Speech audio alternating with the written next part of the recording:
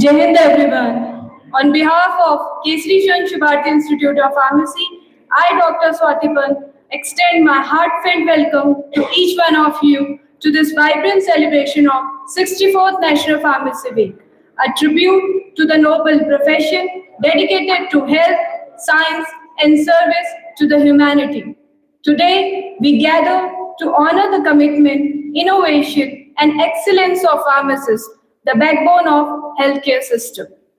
Before we begin the proceeding, it's my honor and privilege to extend a heartfelt welcome to everyone gathered here today for this special event. On behalf of the entire institution, I would like to begin by welcoming the distinguished dignitaries whose presence truly elevates this occasion. First and foremost, we are deeply honored to welcome our distinguished guest, Dr. Prashant Bhatnagar, Head Marketing, Dr. KKBM Subharti Hospital, and Dr. Subodh Bharadwaj, Sir, Assistant Professor, Department of Pharmacology, GBCM Hospital. We are honored to have such distinguished guest speaker joining us, and we are truly excited about the insights and expertise they will be sharing. We are deeply honored to welcome our esteemed Vice Chancellor, Dr. Himanshu Aaron, sir, whose visionary leadership and commitment to academic excellence continue to inspire us. Sir, your constant encouragement and transformative ideas guide our institution toward greater heights. With immense respect, we extend a special welcome to our respected Registrar, Khalid Hassan, sir. We are truly grateful for your guidance and for inspiring us to strive for excellence in every endeavor. I also extend a warm welcome to Dr. Lokesh Tyagi, sir, Principal, Kesri Subharti Institute of Pharmacy, Dr. Ravind Pratap, sir, AO, RBBSU, Dr. Manmohan Gupta, sir, Dean Academics, RBBSU. HOD ma'am, and all faculty members, students, and participants who have joined us today. Your presence adds energy and significance to this event. As we gather here to celebrate 64th National Pharmacy Week, let us embrace the spirit of learning, collaboration, and innovation that define our institution. We look forward to an inspiring and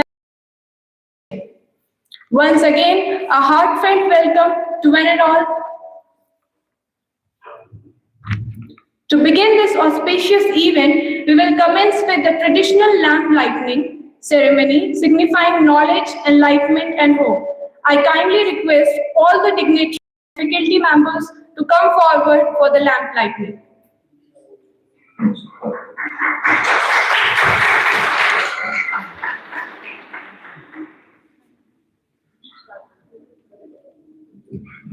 okay ना बाकी सबको principal देंगे Manmohan sir और RP sir को चला देंगे नहीं अभी नहीं होगा पहले से कल जब प्रोग्राम ये तो स्टार्टिंग एंट्रिंग होने बच्चों के थ्रू किसी के भी थ्रू एक बार अलग से लड़का मूवमेंट हो जाएंगे मेरा पूरा गड़बड़ हो जाएगा दे देंगे वो तो वेलकम में दे देंगे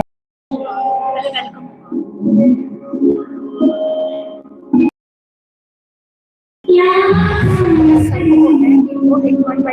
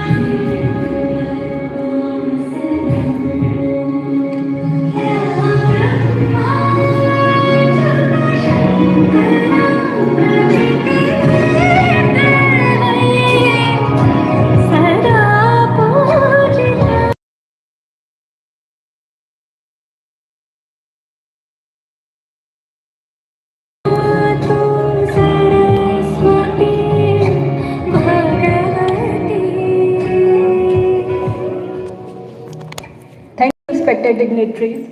As the lamp glow made illuminates our minds and inspire us to serve society through the noble profession of pharmacy. Now I would like to request Dr. Lokesh Tyagi sir to felicitate each and every guest of ours with bouquets.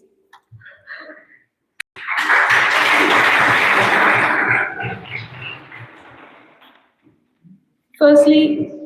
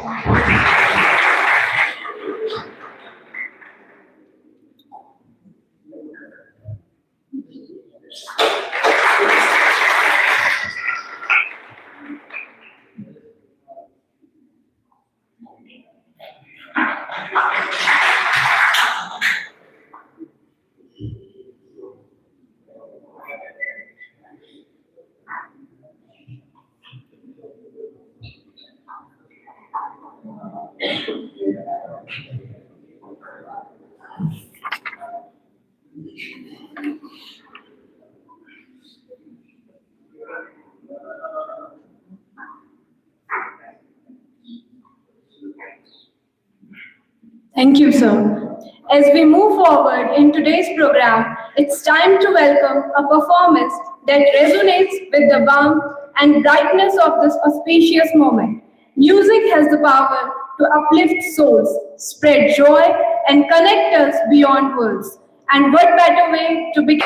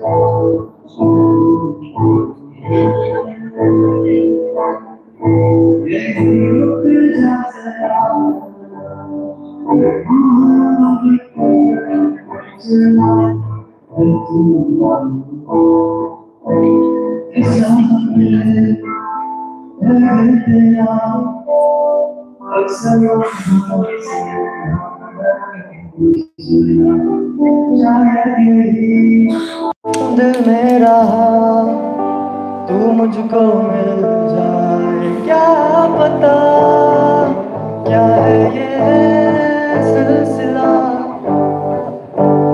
जानू ना मैं जानू ना हो दिल, संभल जा जरा फिर मोहब्बत करने चला है तू।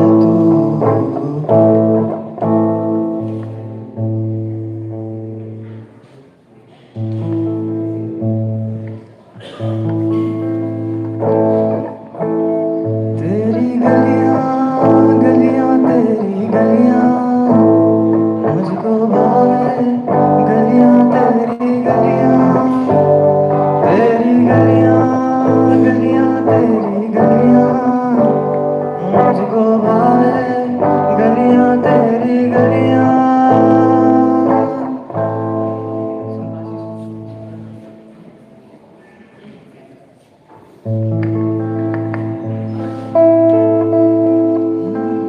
अपने कर्म की करदाए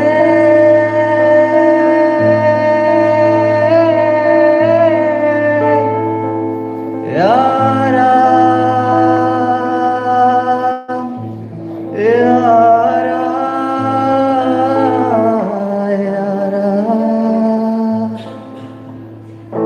मुझको हीरा दे दे, कसमें दिलवा दे दे, मेरी दुआओं के इशारों को सहारे दे, दिल को ठिकाने दे, नए बहाने दे, ख्वाबों की बारिशों को मौसम के पैमाने दे। अपने करम की करदाए कर दे इधर भी तूने गाए, सुन रहा है ना तू, रो रहा हूँ मैं, सुन रहा है ना तू, क्यों रो रहा हूँ मैं, सुन रहा है ना तू, रो रहा हूँ मैं, सुन रहा है ना तू, क्यों रो रहा हूँ मैं। Thank you.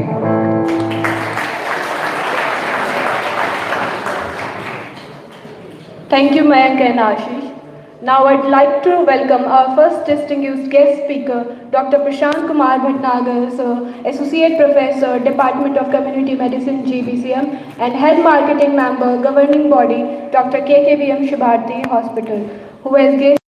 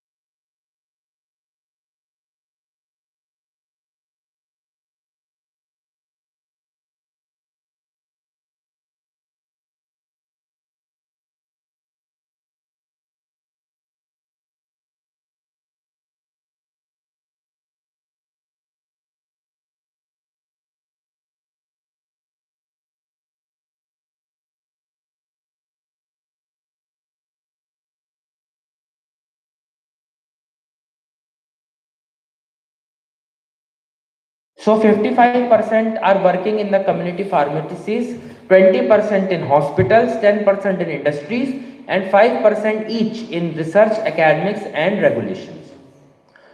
If we move on to the statistics of India, we have, according to the PCI data, we have 1.68 million registered pharmacists and 8 lakh retail pharmacies. The Indian pharmaceutical industry is valued around $50 billion, with a domestic turnover of about 41 billion US dollars and exports 25.3 billion US dollars.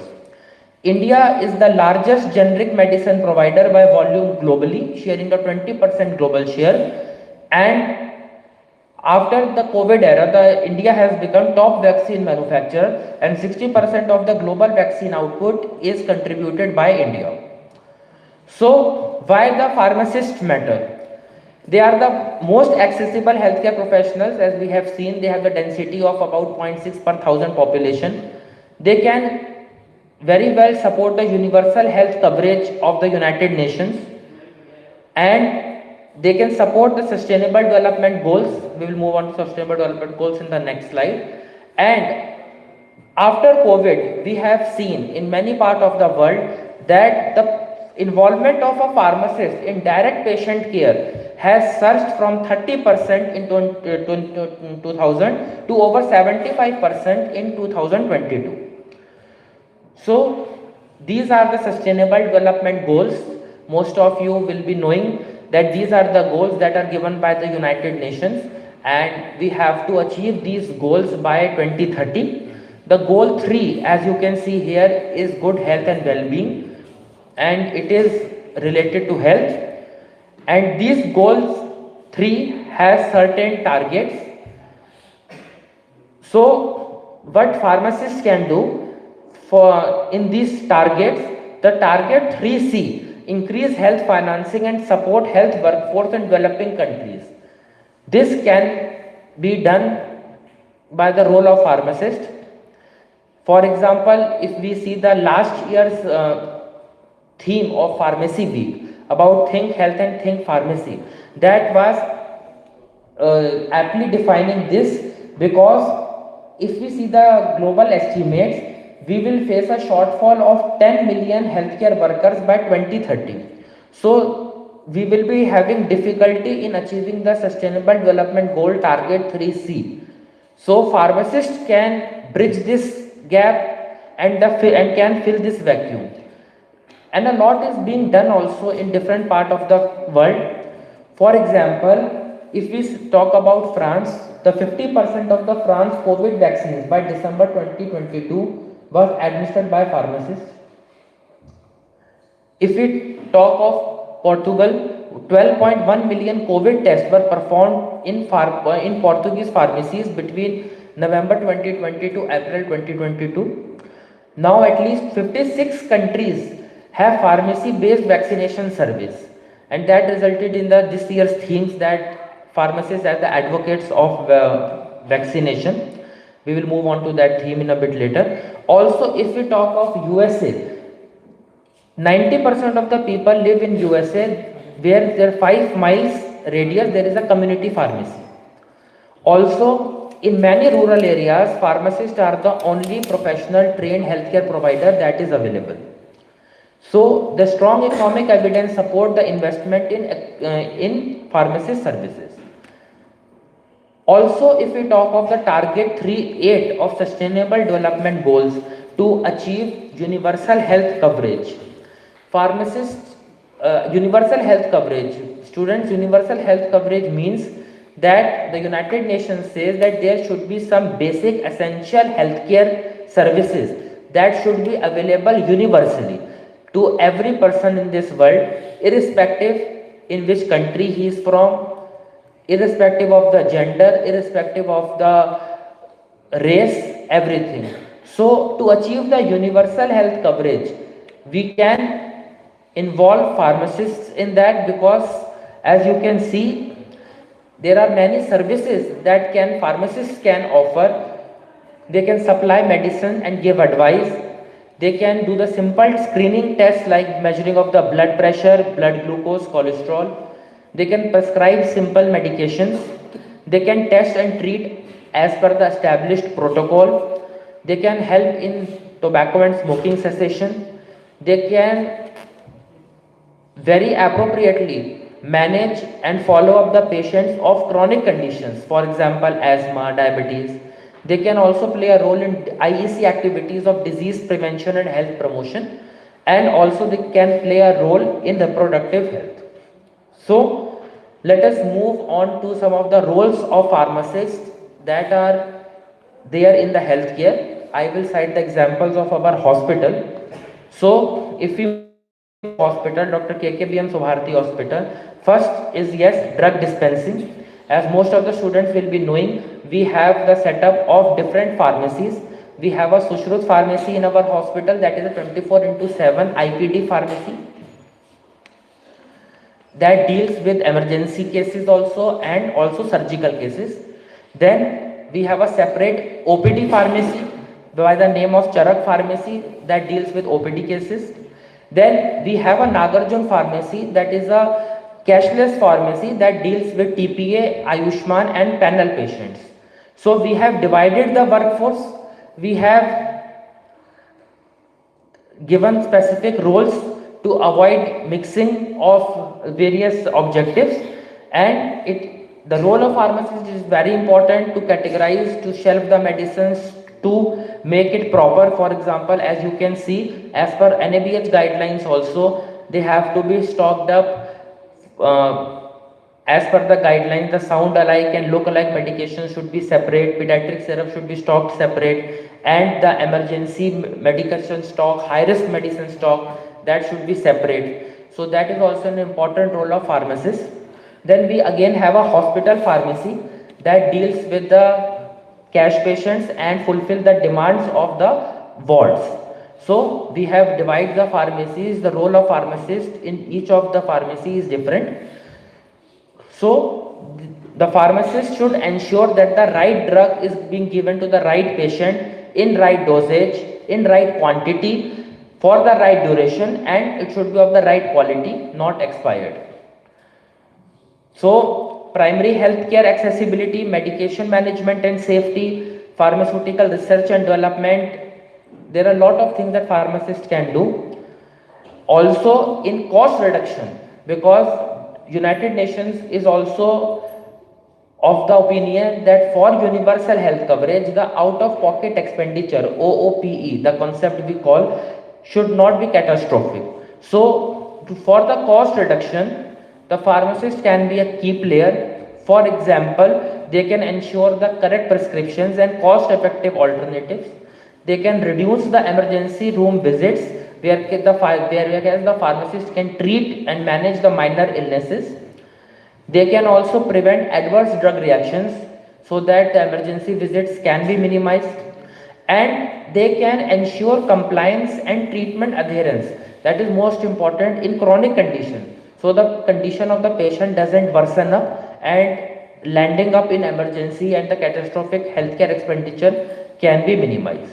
So it is also there that pharmacists should have an essential toolkit for this. They should have a toolkit for health screening, for example BP monitor, glucometer, BMI scale. Then they should have guidance IEC documents. They should have their reference book, drug interaction safety checklist. They should also have some patient IEC material. So this kind of toolkit can be developed for the pharmacist if they want to have a community healthcare partner. Another role that pharmacists can play in hospital is of prescription audit. Prescription audit means that the doctor has written a prescription, but it should conform to certain guidelines of quality as per the NABH. So there is I have given in this slide this list is not exhaustive, but yes, it is a representative list, that name of the patient, age, OPD number, drug dosage, known allergy documented. So we also, as per the NABH guidelines, we have a back check of prescription randomly to know that whether the prescriptions are being written as per the proper quality guidelines or not. So that is also a role of pharmacist. Then antibiotic resistance. I believe sir will enlighten more on antimicrobial resistance after my talk. But yes, this is a very growing menace, and pharmacist role is very important, because not only for the prescription audit they can do, also they can advise the patients for not taking antimicrobials for simple viral infections. So these kind of things they can do, they can guide the patients.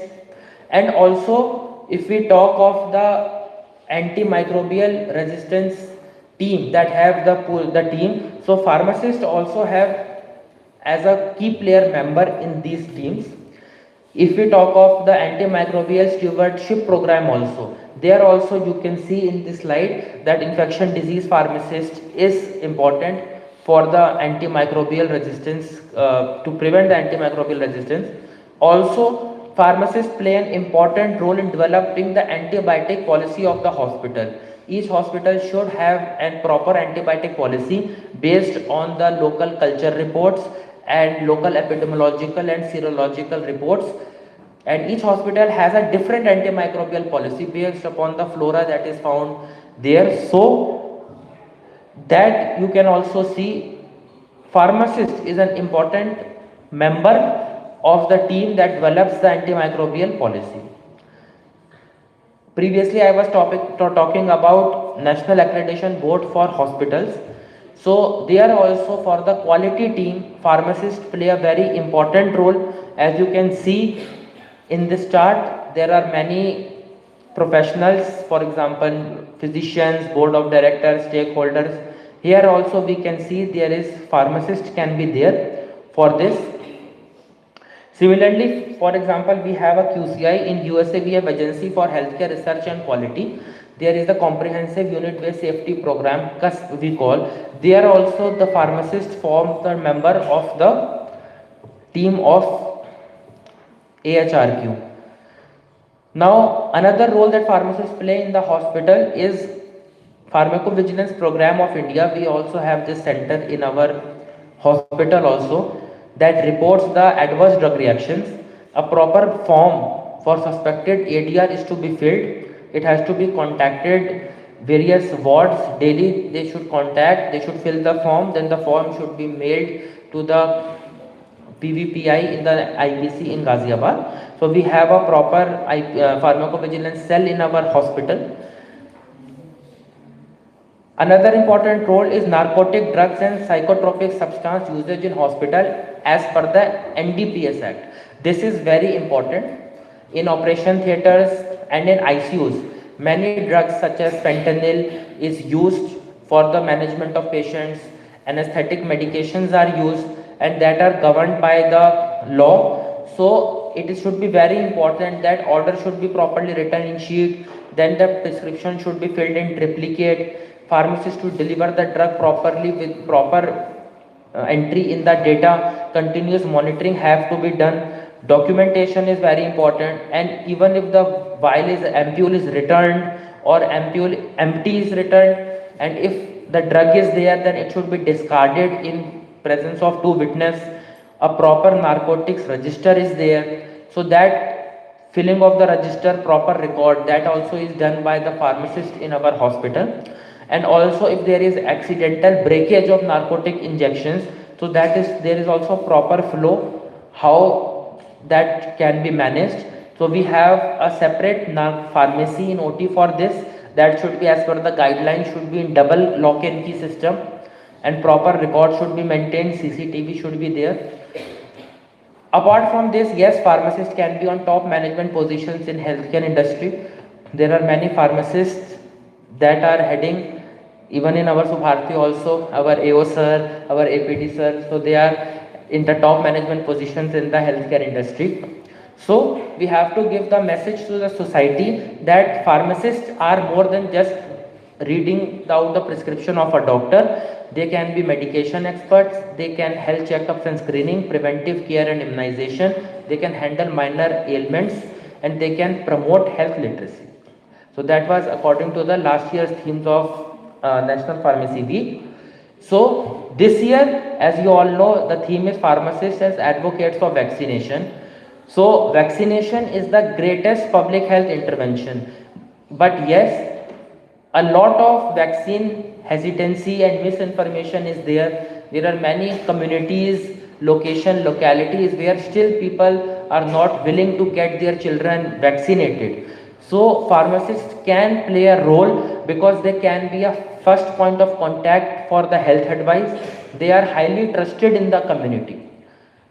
As pharmacist shops are there, and many villages, in many urban localities, pharmacist is the first point of contact where a person approaches when he or she is ill. So they can act as a first point of contact. They have a lot of trust in the community, and so hence they have a wide reach in rural, semi-urban and urban India. So pharmacists can act as educators.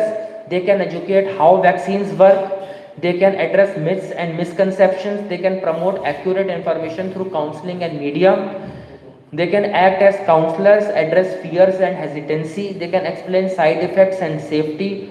They can guide on eligibility of various groups. They can also provide information about the nearest vaccination centers. They can act as medication safety expert. That is important because to identify the drug vaccine interactions and the timing of steroids and immunosuppressants with the vaccine. Pharmacists are the best person to advise on that, and they can also ensure proper cold chain handling.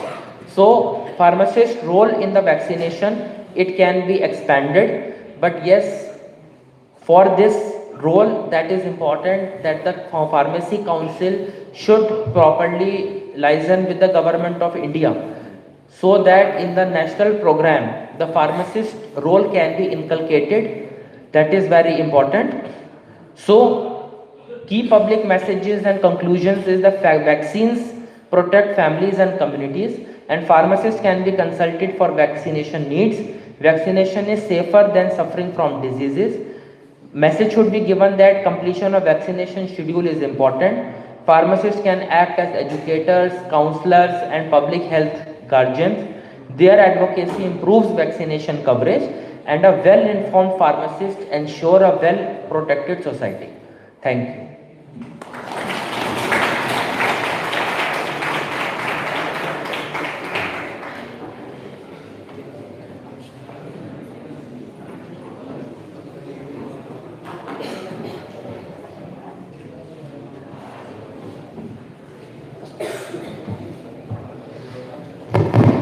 Thank you, sir. Now it's time to add colors, energy, and joy to the day. To start that, we present a dynamic dance performance by the student of B Farm first year. Let's welcome them with a huge round of applause.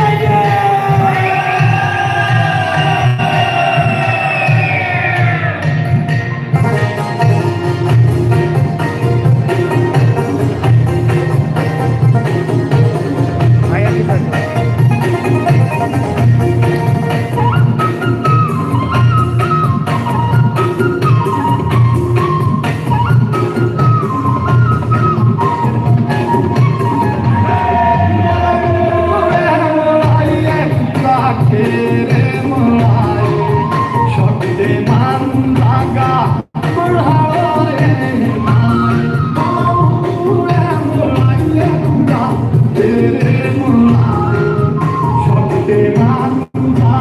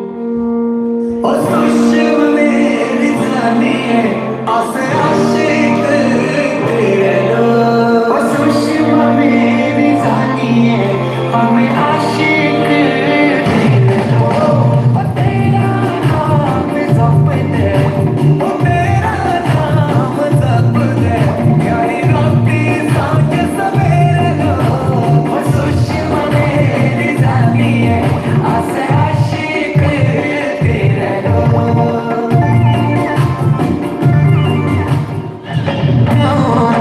चोरी छोरू लागे नाच दे अरे नाच दे सारे नाव लागे ताक दे बोला सबे चोरी छोरू लागे नाच दे सारे नाव लागे ताक दे थोड़ी लिया नाचनी अरे आपुजात नाचनी रे मो भाई किसने तू बड़ी बड़ी लिया नाचनी आपुजात नाचनी रे मो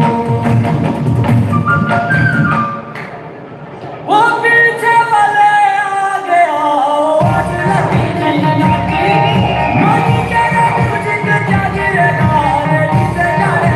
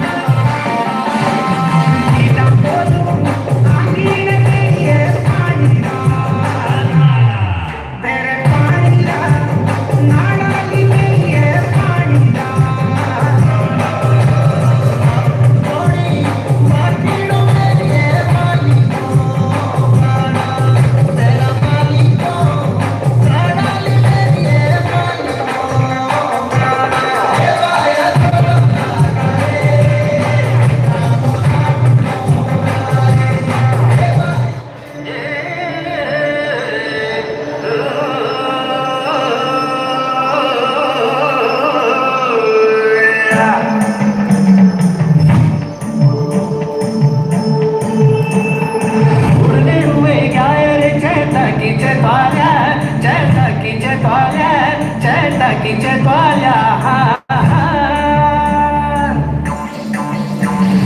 शिवजी का बावन सची फूल फुल्या छना अरे फूल फुल्या छना हा फूल फुल्या छना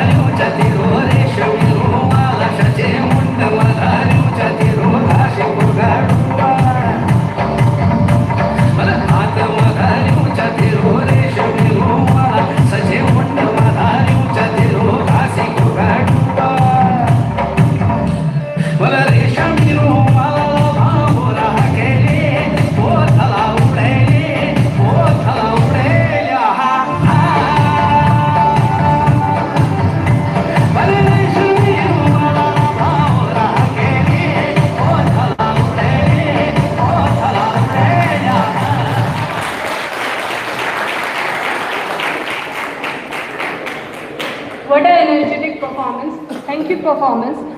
Now I would like to request VC sir and Registrar sir to come on the stage to felicitate gold medalists.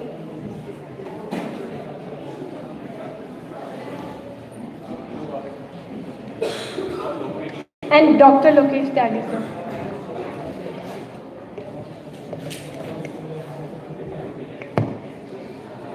So, we have with us two exceptional students of the pharmacy. First, we have Sameer Ali from the batch 2021 to 2023, who has not only excelled academically but has also brought immense pride to our institution through his dedication and hard work. Second, we have Tejasvi Tripathi from the batch 2022 to 2024, whose consistent efforts and stellar performance have earned them with coveted gold medal.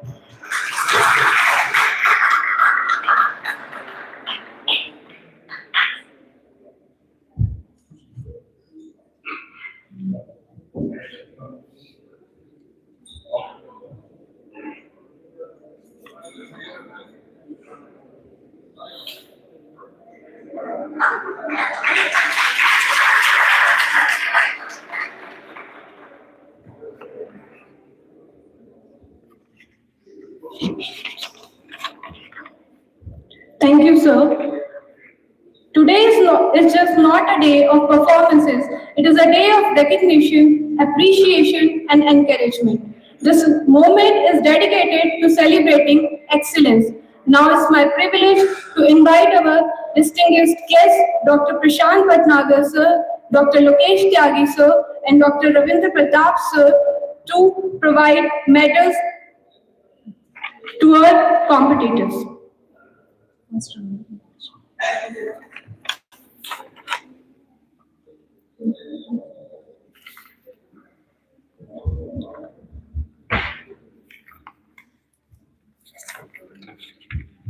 For poster competition, I would like to call on stage Prachi Yadav and Ekta Dhiman as first winners.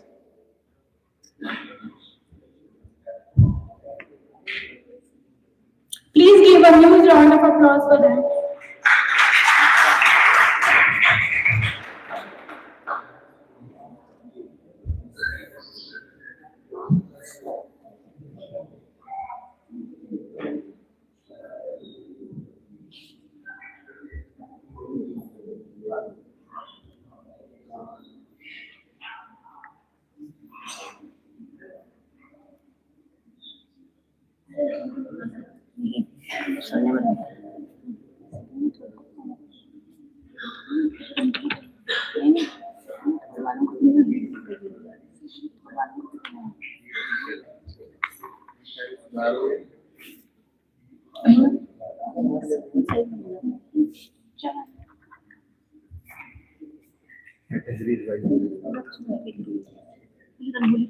For Rangoli competition, the first winner are team name Darjeeling Titans, Tripti, Juhi, and Richa.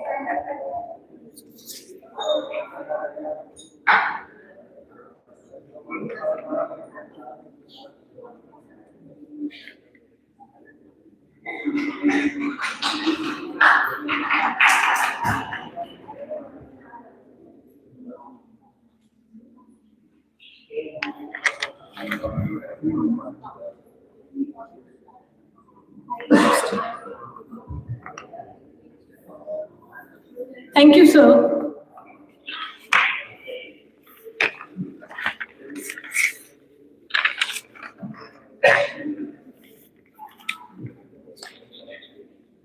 Now, I would like to welcome our second distinguished guest speaker, Dr. Subodh Bharadwaj, Assistant Professor, Department of Pharmacology, Gautam Buddha Chikitsa Mahavidyalaya, Jhajra, Dehradun, to share his insight on topic antibiotic misuse in India, challenge and opportunities for pharmacists.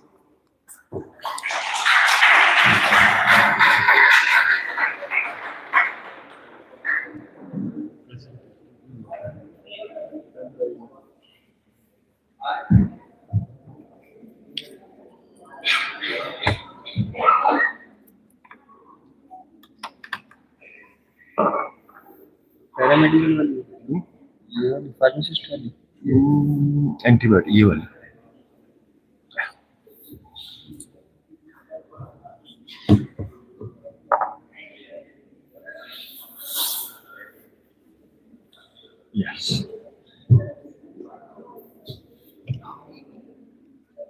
Jai Hind and good afternoon to everybody. And thank you very much for giving me this opportunity to come and interact with you. I was here during the PVPI, and many of you come to us for your classes in Subharti Medical College. So grateful thanks to Vice Chancellor Sir, the deans, the faculty members, and Dr. Bhatnagar, and all the wonderful students and the teachers with whom we interact. So you see, we have a big issue with antibiotic resistance. I'll be talking about it. I'll tell you a bit about vaccines also, because I was into developing vaccines for about 30 years with the Serum Institute of India and Sanofi Pasteur. So let's start first with the antibiotic issue. A recent study by the ICMR showed alarming trends in India. Study of 2023 and 24, it showed that there is a lot of resistance occurring to common bacteria like E. coli, Klebsiella, Pseudomonas, and this is 99,000 samples were analyzed from private and hospitals and other hospitals, and they found this alarming trend, especially in the intensive care unit, especially in patients who had issues with blood culture, so they had infection in the blood as well. And they identified that E. coli resistance, especially in the intensive care units, Klebsiella pneumonia and Pseudomonas, resistance to piperacillin and tazobactam, and resistance to carbapenems and imnipans, like those drugs which are beta-lactamase inhibitors. Now, this study emphasized, it was published internationally, and data was shared with various other countries in the world. Critical need for infection control. There was a critical need for infection control. This is what the study emphasized. And then it also said that the intensive care, the blood cultures areas, tertiary care hospitals, they should, resume critically.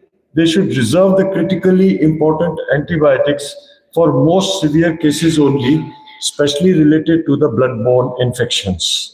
So then the antibiotic stewardship program was introduced with a few, with certain parameters, and then the antimicrobial resistance research and surveillance network was also introduced in India. Acinetobacter baumannii has been found to be the causative organism in a lot of bloodborne infections. So with this background, now we have the antibiotic stewardship program, which actually it refers to a set of coordinated strategies to improve the use of antimicrobial medicines with the goal of enhancing patient health outcomes, reducing resistance to antibiotics, and decreasing unnecessary costs. In simple terminology, I will explain to you, if a person has a flu, a normal influenza virus, he is likely to recover on his own if his immunity is very nice.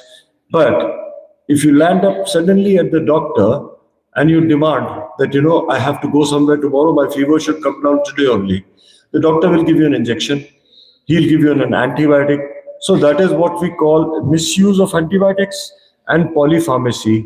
So you don't need an antibiotic in the first place. So what is going to happen when you get sick next time and go to the doctor? You'll need a higher antibiotic, and so on and so forth, because your own system, your own immunity is getting weakened by overuse of unnecessary antibiotic. That is one. The second thing is, you are given an antibiotic which is not indicated in your case. Without doing a culture, you're given an antibiotic. It doesn't work.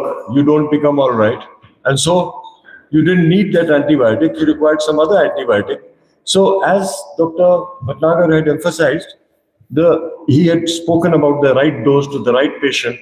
Let me tell you, the wrong dose to the wrong patient by the wrong route for the wrong disease leads to a lot of problems.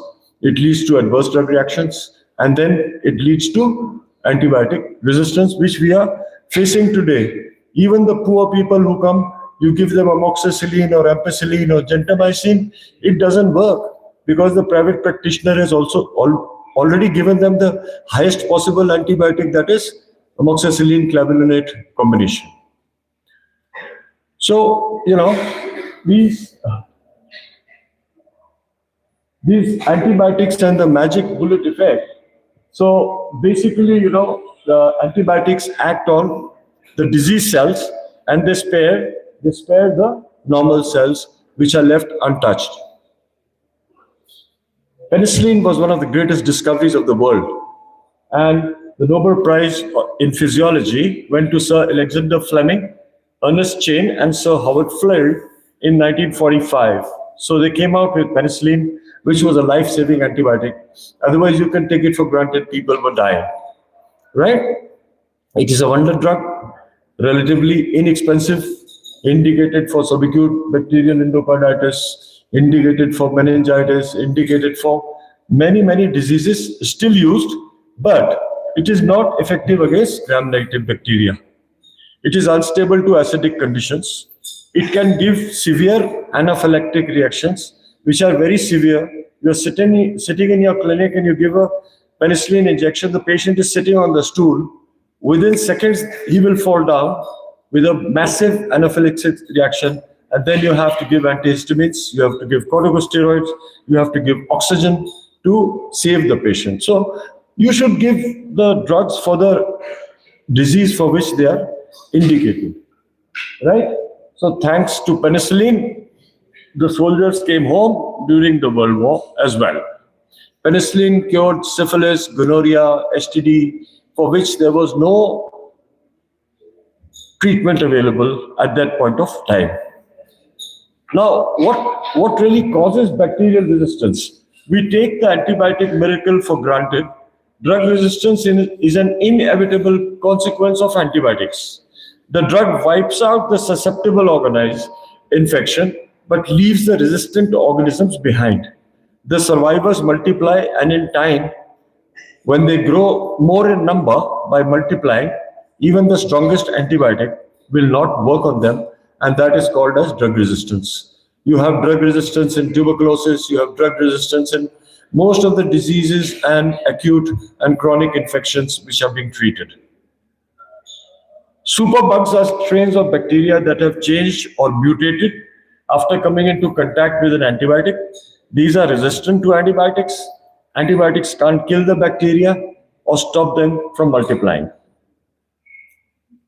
So, high levels of antibiotic resistance amongst many pathogens, MRSA, ESBL producing E. coli, Klebsiella, Carbapenem resistance, Pseudomonas aeruginosa, gram-negative organism, multi-drug resistant tuberculosis, for which you have now even changes in the National Tuberculosis Control Program. Quinolone resistant S. staphylococcus is also there. In the past, drug resistance was countered by a steady flow of new antibiotics in the market. But over the past 60 years, the pharmaceutical industry released 3 generations of drugs: natural penicillins, synthetic penicillins, semi-synthetic penicillins, 4 generations of cephalosporins and carbapenems. Dramatic reduction in the number of pharmaceutical companies engaged in discovery and development of anti-infective agents have also led to drug resistance or antibiotic resistance. So you can see there the silent spectator, the patient being shown as the horse, burden of antibiotic resistance being carried by a horse. He can't put his foot down and you're in a problem. Antibiotics shown as the wheel of the particular cart. Studies from India show irrational practices and overuse of single drugs. So this leads to the generation of resistant strains and requiring higher and more antibiotics with reactions, causing more reactions and more side effects on your blood system and different parts of your body. So basically, where is it going? Right, sorry. So antibiotic misuse, the pharmacist has got a big role to play in that. Anybody comes to you, give me a pill for I'm having a sore throat, and you give him ampicillin. No, you should just give him a crocin if he has fever, or give him a cough syrup or something. And if you start giving him antibiotics without a prescription, that again goes against the law. And it's better that you control it there and do follow good pharmacy practices. And so, stopping the medicine when you don't feel better, you are given a medicine like ampicillin is supposed to be given 8 hourly for 5 days, and people take only 12 hourly for 3 days and stop. When the next bout of infection takes place, that antibiotic is not going to work. So you possibly require an injection, or you. The main thing is people are misusing antibiotics without doing blood culture, without doing urine culture. They are just doing polypharmacy, and you can say they are just using antibiotics blindly. Even the people in the rural areas, the compounders, and some other quacks who are not doctors, they are dispensing huge antibiotics, amoxiclav injections. They give IV fluids to patients who don't require IV fluids. They have fluid overload and heart failure, and sometimes death as well. So, saving antibiotics for a future illness, sharing or using someone else's medicine, this is called as antibiotic misuse. Standard treatment guidelines are not provided to physicians, or provided but not adhered to. So that again, Dr. Bhatnagar had also stated about prescription event monitoring. This prescription event monitoring, and then for opioids, you have ETASU, elements to ensure safe use of drugs. These are programs followed in developed countries where people who are using opioids have to go to the pharmacist. So a group of pharmacists is trained in how to ensure the proper use of the drug, and in this case, give supervised dosage to the person when he comes to the hospital, and record it that you have given this much of opioid to this guy today on this date. And this is called as risk management. So it's a REMS program. So you risk manage and reduce the risk for the patient. You reduce the risk for misuse of the drug. So ETASU, elements to ensure safe usage, REMS, and medication charts, which are provided with each and every drug abroad, giving you in simple words what to do and what not to do. These are 3 principles of risk management. They apply not only to antibiotics, but they apply to all the drugs. Self-administration, self-prescription, irrational use of drugs. So, now the data suggests that 30 to 50% of the antibiotics used in the hospitals are prescribed for surgical prophylaxis, and 30 to 90% of this prophylaxis is inappropriate. So either you are not using the right combination of the drug, you're not giving the antibiotics due to culture, you're giving it just due to your gut feeling. Third generation cephalosporins, ceftriaxone and cefotaxime, are commonly prescribed to about 80% for all surgeries. And in majority of the cases, antibiotics were prescribed for durations longer than recommended in the guidelines. That again is wrong. So key ways to control antibiotic resistance is, first of all, you must have a proper infection control system in your hospital. Subharti Hospital, by miles, I would say, is a very clean hospital, which I've seen. You go to the government hospitals in Delhi, or go to government hospitals anywhere, or if you go to the primary health center, some of the primary health centers practically have nothing in India. They are getting better, but certainly a lot needs to be done. Antibiotic stewardship. So take control of that prescription, prescribe properly, give good antibiotics, not the ones which are not required. Then do a surveillance and find out which antibiotics are likely to have resistance in the future. Control of antibiotic resistance is like a 3-legged stool, a stool with 3 legs. If you take away one of the legs, the whole stool will fall down. So that is how they're talking about it in this stewardship program. So core infection control measures, early recognition and reporting, hand hygiene, alcohol-based hand rub became very common during the COVID pandemic.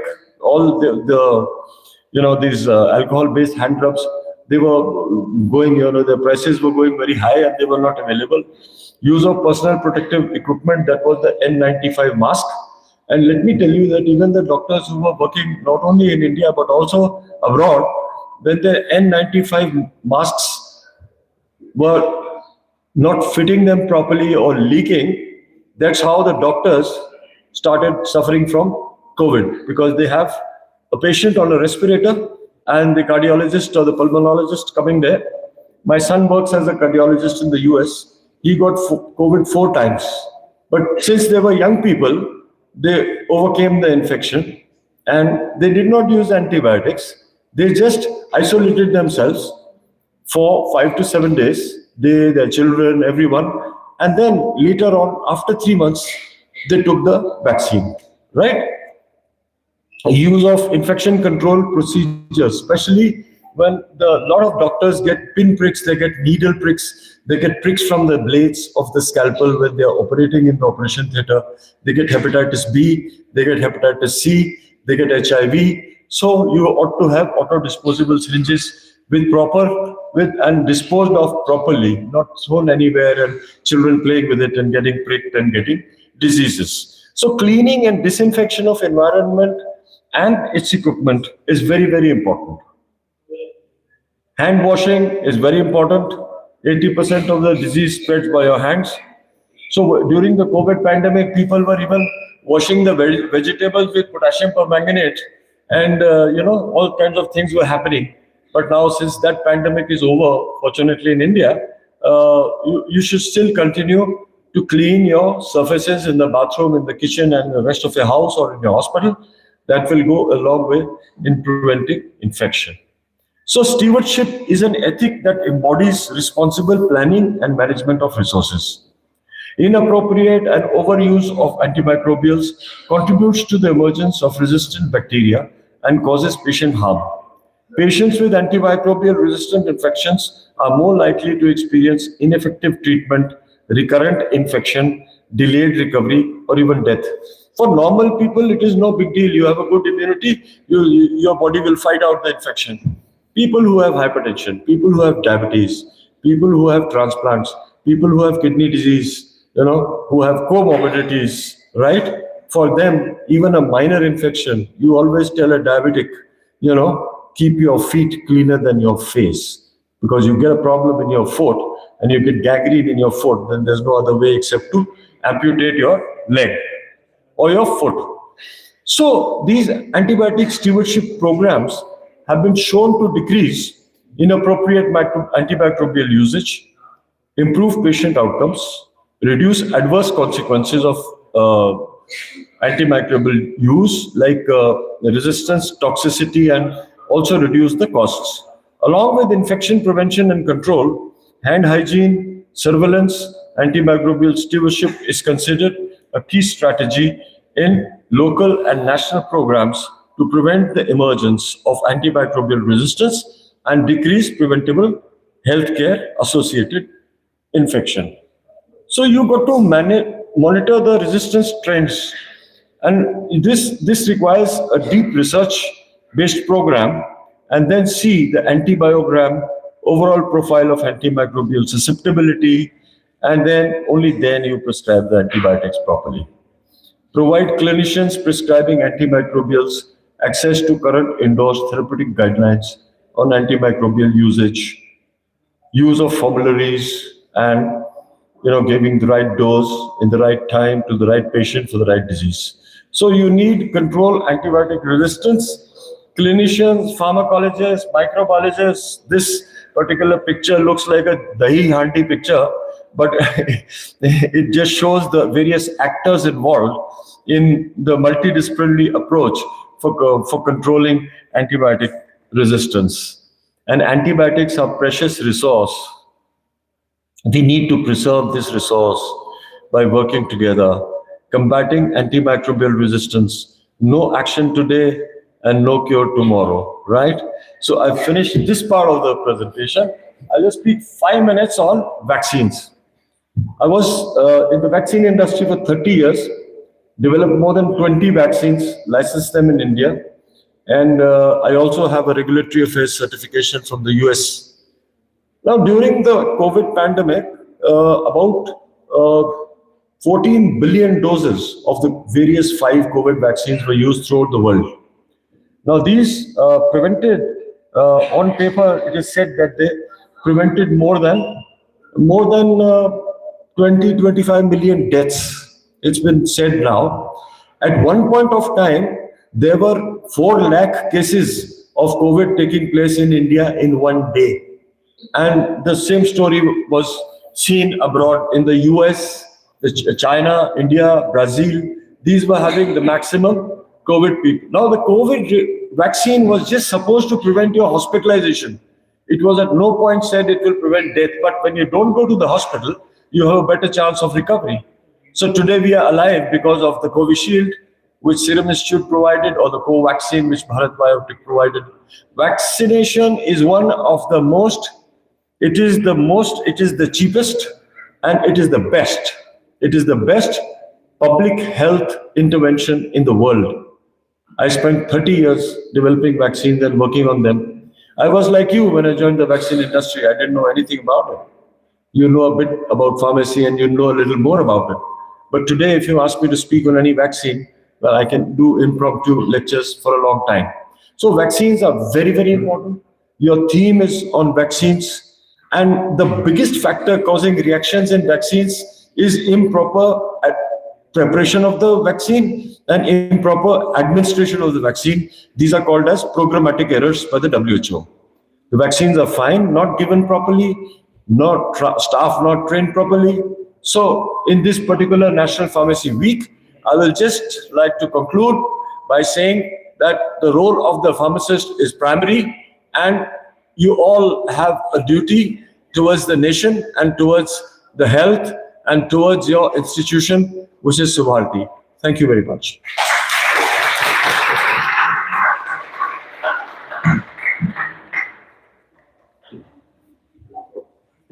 Sorry.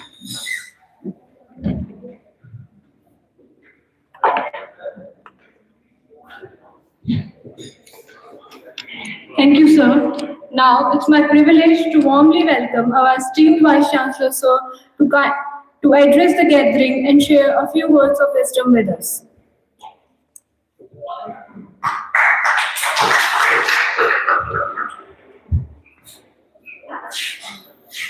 Jai Hind. Speaker of the day, Dr. Subodh, Dr. Prashant, Principal, K. Pharmacy School, Dr. Lokesh Tyagi, Registrar Khalid Hassan ji, Administrative Officer Ravindra Pratap ji, all dignified faculties and dear students. ये मेरे लिए खुशी का विषय है कि मैं आप लोगों के बीच फार्मेसी वीक में उपस्थित हूँ. दोनों स्पीकर्स डॉक्टर प्रशांत और डॉक्टर सुबोध, उन्होंने मुझे बताने के लिए कुछ छोड़ा नहीं है और मैं पहले दिन से आपके साथ जुड़ा हूँ. मैंने आपके फायरलेस कुकिंग को भी एंजॉय किया एंड आई लाइक इट. जो 2 बात सुबोध सर ने कही उसमें मैं ऐड करना चाहता हूँ. You know, by profession, I'm a dental surgeon, and I was having 2 clinics in Rishikesh, and most of the clientele, I can say 80% of the clientele was foreigners. And whenever we prescribe some antibiotic, so they used to blame me, Indian doctors are in love with antibiotics. So that is the thing, we have to be very careful when we are talking of antibiotics. As sir told, about 80% of the time, we are doing pre-surgical antibiotic prescription. So as a dental surgeon, I would like to emphasize, because we are living in the era of antisepsis, but our practice should be for asepsis. We should try to give the condition where there is no chance of growing of microorganisms. As Dr. Subodh very rightly told, our hospital situation is not that hygienic. With God's grace, we are improving, but still a long way to go. We have to develop a practice of asepsis. Then only we can come out of antisepsis. And if we are prescribing medicines, antibiotics, blind antibiotics, I will say blind prescription, as my former patient used to tell, we are doing just for the benefit of patient only. However, we are doing wrong. So that we have to take care of. And another thing regarding vaccination, we have gone through very bad phase of COVID, and I'm happy to say कि भारत विश्व गुरु था और विश्व गुरु रहेगा, और Covid vaccination में India was the leading country, and I hats off to all pharmacists who have developed this kind of vaccination and led the world. Of course, our ministers, our government of India, our honorable Prime Minister was leading the drive in front, but the basic role was of the pharmacists and scientists. Another thing which will I like to go before I go, because I have to go for some other program of national education policy. So that is related to this NEP 2025. Our honorable Prime Minister Narendra Modi ji and Government of India wants to develop the students who are industry friendly. आज की तारीख में there is a big gap between academia and industry. Or we are preparing the candidates, whether it is doctor, whether it is pharmacist, whether it is a nurse, whether it is a fine artist student, are they are really ready to go to the market? Market, I mean, the wherever they want to serve the society. So there is a big gap, and to close down this big gap, our national education policy is working hard. And if we are talking about pharmaceutical industries, my both speakers told you about your role in the hospital. But I would like to tell you, there is a big role which you can play, that is industry, pharmaceutical industries. And last year, if you remember, if you was here, Dr. Lokesh Tyagi must be remembering that. Last time we called some people from Intas also. So that is a big thing. You can think of your career in the field of pharmaceutical industries. You can go for clinical trials. You know, most of the drug doses in our country, unfortunately, are based on the Western countries. But I will like to tell you, our body structure is different from their body structure. So we have to work for our Indian scenario. What should be the drug doses for us? So that is a big gap, again a gap. So you can work in that field also. So there are a lot of things, not only prescribing medication or reading the prescription of doctor. You can go in other fields also. And one thing more which sir told about antibiotic. You are going to be the pharmacist, and in the future you will be dealing with some pharmaceutical stores. As Dr. Prashant told you and showed you few pharmacies of our Subharti hospital. There is a very bad culture. I will say it is a sin.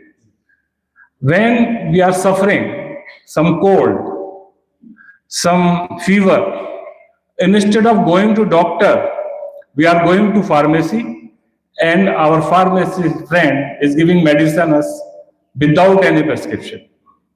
So please don't do this in future, because that is the biggest mistake which a pharmacist is doing when we are talking of antibiotic resistance, when we are talking of misuse of drugs. So that is not the job of pharmacist. That is the job of doctor. Let the doctor do his or her job, and you stick to your job. With these words, I again congratulate Department of Pharmacy, College of Pharmacy for this wonderful show, and entire team who is working hard since last 4 or 5 days. Good luck. Thank you. Jai Hind.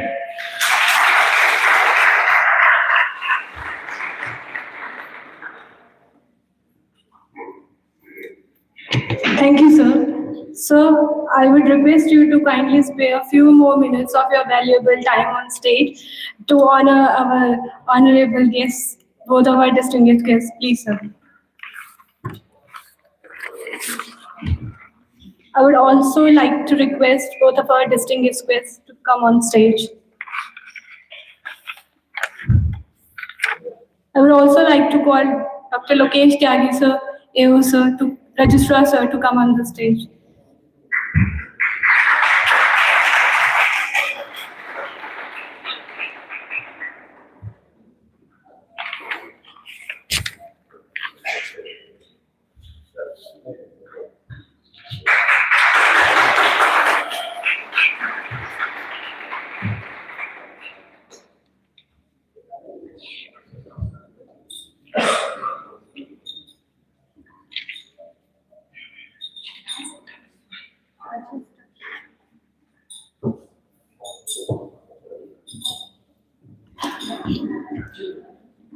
Thank you, sir. As we continue our program, we are delighted to present our second dance performance of the evening.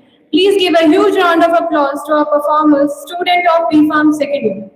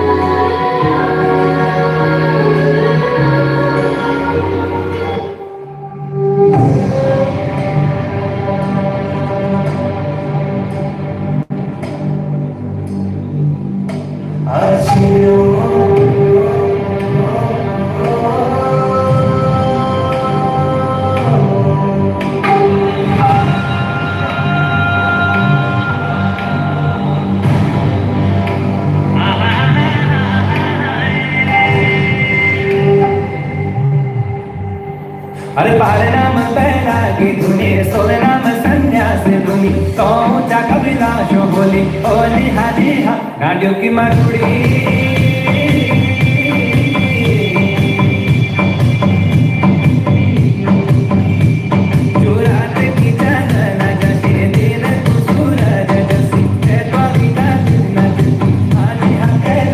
Show us the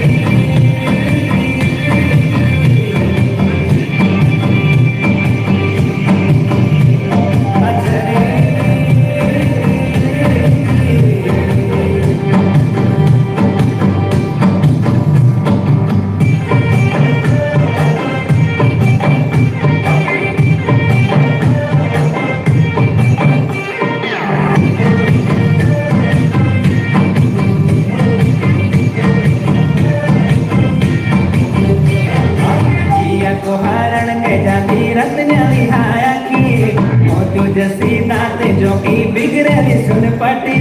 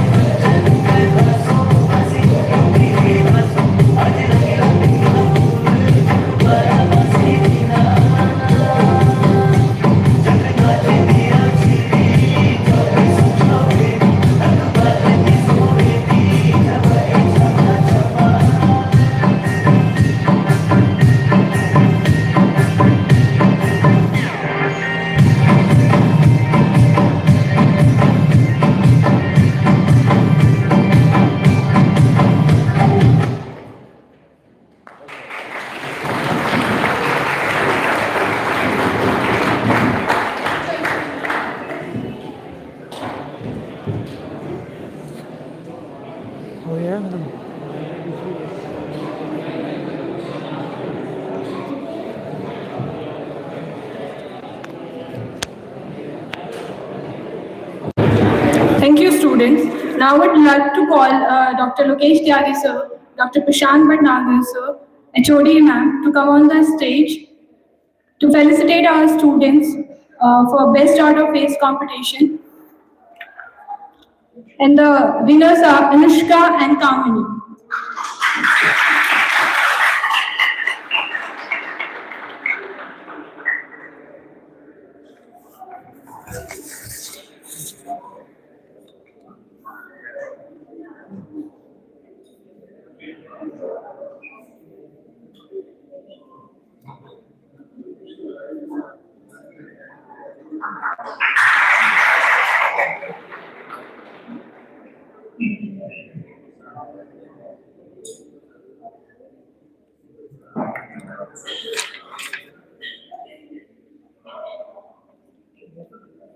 For quiz competition, the winners are Abid, Shrikant, Krishna Gopal, Mohammad Zibran.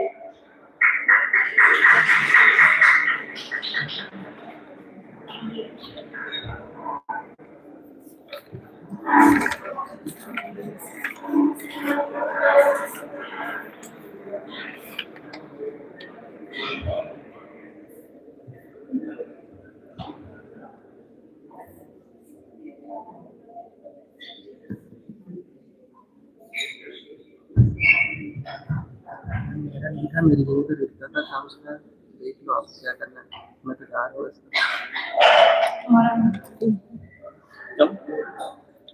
Ritika, coming to the stage.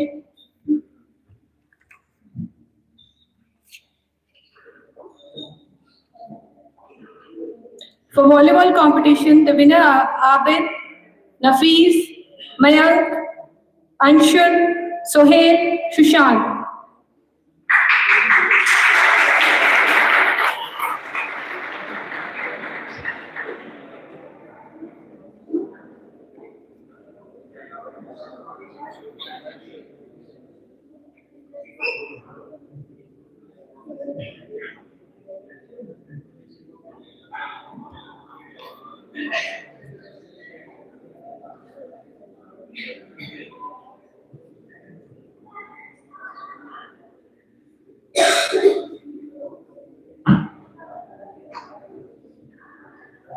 For chess competition, the winner is Mehraz.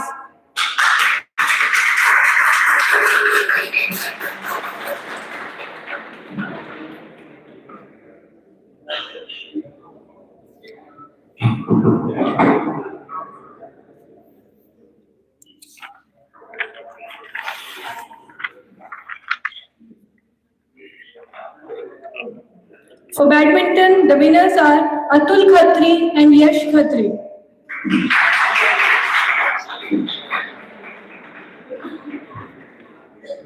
Atul Khatri and Yash.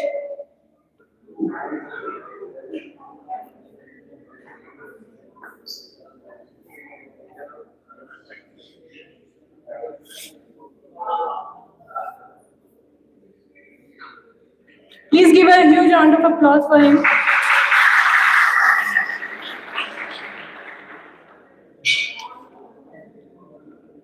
For cricket, the winners are Sahil, Sanjay, Atul, Aryan, Aman, Yash, Kaif, Amir, Rehan, Manoj, Tarun. Please come forward.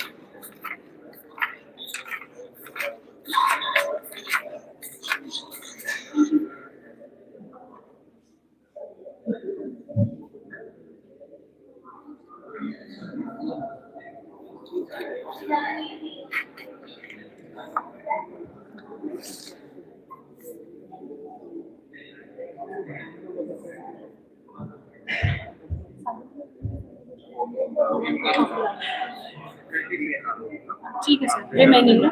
हाँ जी, ठीक है। अभी बुला लो कोई नहीं ठीक है। आपसे बुला दो अभी दो करके हाँ आपके साथ। दो करके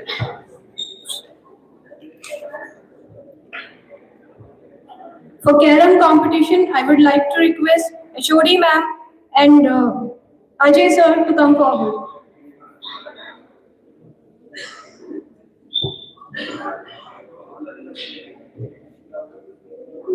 The winner for the Carom is Manoj Singh.